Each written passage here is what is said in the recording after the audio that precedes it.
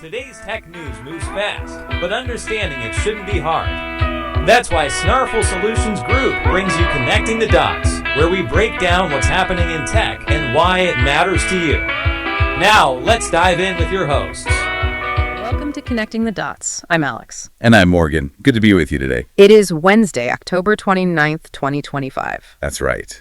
And before we jump into the big tech stories we're tracking, how about a quick look outside? Sounds good. Here in Sacramento, it's shaping up to be gorgeous, sunny, high around 80 degrees Fahrenheit. Nice. Nationally, though, a bit more serious. There are critical fire weather alerts active for parts of Southern California and South Texas.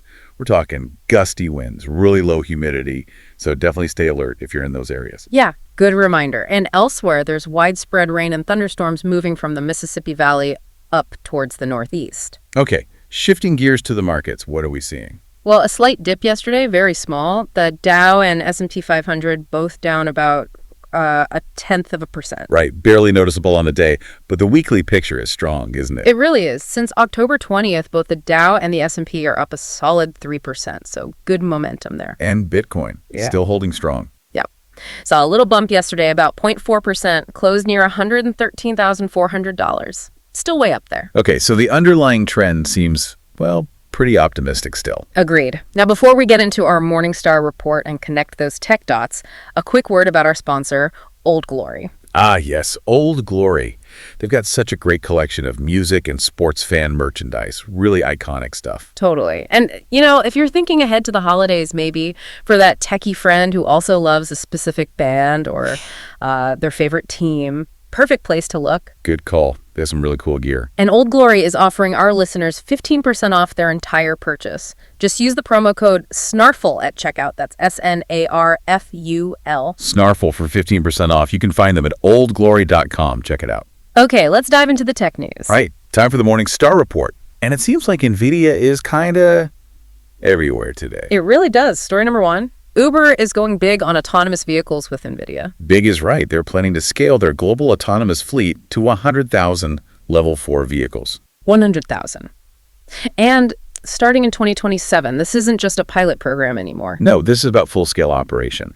And just to clarify for everyone, Level 4 autonomy, or L4, that means the vehicle drives itself completely under certain conditions. Like within a specific geographic area, or maybe only in good weather. Exactly. No human driver needed in those approved zones or conditions. It's the kind of autonomy you could actually use reliably soon. And the tech making this happen is NVIDIA's Drive AGX Hyperion 10 platform. Uber's leaning heavily on it. Yeah, think of Hyperion 10 as like the central nervous system for the self-driving car. Okay. It bundles the sensors, the radar, LiDAR, and crucially, the really powerful computer chips needed to process all that data in real time. It's a standardized package. So it helps automakers or ride-hailing companies get L4 capable faster. Precisely. It's the foundation. Uber's CEO, Dara Khosrowshahi, even called NVIDIA the backbone of the AI era. That's quite an endorsement. But I mean, does relying so much on one company for that backbone create a risk, like giving up too much control? That's definitely the strategic tightrope they're walking. But when you're talking 100,000 vehicles globally, standardization becomes key for cost and just, making it work consistently. Speed to market versus controlling every little piece. Exactly. They're betting NVIDIA's platform is the fastest, most reliable way to get there, and their global plans show that urgency. Right. They're testing Robotaxis in Munich starting in 2026 and working with a Chinese startup, Momenta, for that. Yeah, which puts them head-to-head with Lyft and Baidu, who are also eyeing Europe. Plus, they're already integrating Waymo vehicles in places like Austin, Phoenix, LA. And expanding in the Middle East, too, with partners like WeRide and Pony.ai, Abu Dhabi, Riyadh. They're really pushing everywhere. So 100,000 L4 vehicles, that feels like the scale needed for autonomous ride-hailing to actually become mainstream, maybe even cheaper than regular taxis eventually. That's the goal, moving it from a novelty to a core part of transportation and delivery infrastructure. It's about operational scale. Okay. Huge implications there. Let's shift from vehicles moving themselves to AI managing, well, everything else in a business. Right. Our second story connects NVIDIA again, this time with Palantir. They're teaming up to create something they call operational AI for enterprises. Operational AI. Okay, so Palantir, known mostly for government and defense work historically. Yeah, they're making a big push into the corporate world now. So what is operational AI? How is it different from, say, the AI that just analyzes data and gives you a report? Great question. Think of it like this. Analytical AI tells you what happened or predicts what might happen. Operational AI does something about it in real time. Ah, so it's integrated into the actual business processes, making decisions on the fly. Exactly. It connects the AI brain directly to the hands, so to speak. It takes action based on the data instantly. And the partnership makes this possible how Nvidia brings the computing power. Right. Nvidia provides the muscle, their CDAX libraries for speed, their Nemotron open models for intelligence. Palantir provides the structure. The structure being their ontology and AIP platforms. What do those do? So ontology is like the digital twin, the map of the entire business inventory, supply chains, operations, everything connected. AIP is the AI engine that runs on that map. Okay. NVIDIA's tech essentially turbocharges that AIP engine, letting it analyze vast amounts of data and make decisions like instantly. Gotcha. Can you give an example? The Lowe's case study is perfect. They've built a digital replica of their whole global supply chain using this tech. Okay. So imagine a hurricane suddenly delays a shipment.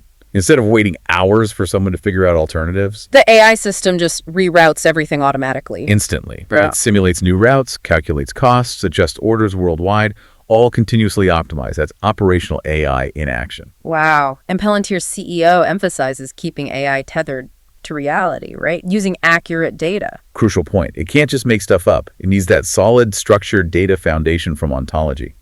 Nvidia provides the processing power. Palantir provides the structured reality for the AI to work with. So it turns data into immediate, actionable intelligence. That's huge for logistics, manufacturing, really any complex operation. Absolutely. A massive advantage. Okay, so we've seen AI scaling in vehicles, scaling in enterprise operations, both heavily reliant on NVIDIA's tech, which leads us right into our third story. The geopolitical angle. Yeah. Because this tech isn't developed in a vacuum. Exactly. NVIDIA CEO Jensen Huang was in Washington recently talking about the delicate balance needed in the U.S.-China AI competition. Yeah, despite all the tensions and the U.S. export controls trying to limit China's access to advanced chips. Huang's message was pretty direct, wasn't it? He warned that completely isolating China's tech ecosystem isn't actually beneficial for the U.S. long term. He said it hurts us more. His argument is basically economic, tied to innovation. How so? Well, NVIDIA's market share in China for these advanced AI chips plummeted from like 95% down to basically zero because of the restrictions. Wow, zero. That's what he's saying. And that represents potentially billions in lost sales, maybe $50 billion, he suggested. Okay. And losing that revenue, he argues, means less money available for the huge R&D investments needed right here in the U.S. to develop the next generation of chips, like the ones beyond Blackwell. So cutting off China might inadvertently slow down U.S. innovation by starving companies of R&D funds generated from global sales. That's a complex loop. It really is. But at the same time, NVIDIA is making very public commitments to the U.S. Like manufacturing the new Blackwell AI GPUs in Arizona. Exactly. And building 7 massive new supercomputers for the Department of Energy, for defense and research. One with Oracle uses 100,000 Blackwell chips. That's a huge commitment to U.S. infrastructure. So they're playing both sides, in a way, showing U.S. loyalty while also arguing for access to global markets. It's a tightrope walk. And then there's the whole enforcement problem. Can the U.S. actually stop these chips from getting into China if they really want them? Yeah, you hear reports about middlemen, smuggling networks. I remember that Megaspeed investigation. Right. It's incredibly hard to completely fence off high-value, easily transportable tech in a globalized economy. So the U.S. government is trying to balance national security, keeping advanced AI out of China's military, with the economic reality that U.S. tech leadership relies on global sales and massive R&D funding. That's the crux of it. It connects everything: innovation, supply chains, national security, global economics. It's arguably the biggest underlying story in tech right now. Absolutely fascinating stuff. Okay, that wraps up our Morning Star report for today. But before we recap and give you our final thought, let's quickly mention our other sponsor. Yes. If you're into golf or know someone who is, you should check out Skony. Skony is the premium golf shoe store. Really high-quality materials, focused on performance and looking good on the course, too. Definitely. And just like Old Glory, Scony is offering 15% off your entire purchase. Use that same promo code SNARFL at checkout. That's SNARFL for 15% off at Scony.com.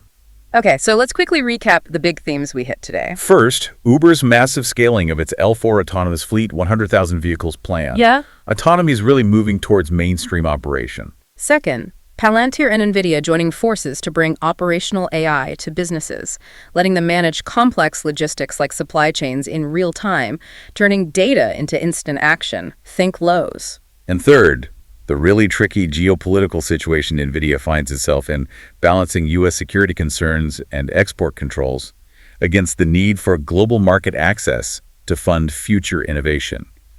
The Jensen Huang tightrope walk. It really feels like AI is rapidly integrating into the physical world. Cars, supply chains. If the tech hurdles are falling, what's the next big challenge? Regulation, public trust, managing the societal changes. That's definitely something to keep watching. Lots to think about there. Well, we hope connecting those dots today was helpful for you. We're here to help at Snarful, so reach out on our website if you have any more questions. That's a wrap on today's top stories. Remember, tech doesn't have to be complicated, and we're here to help connect the dots.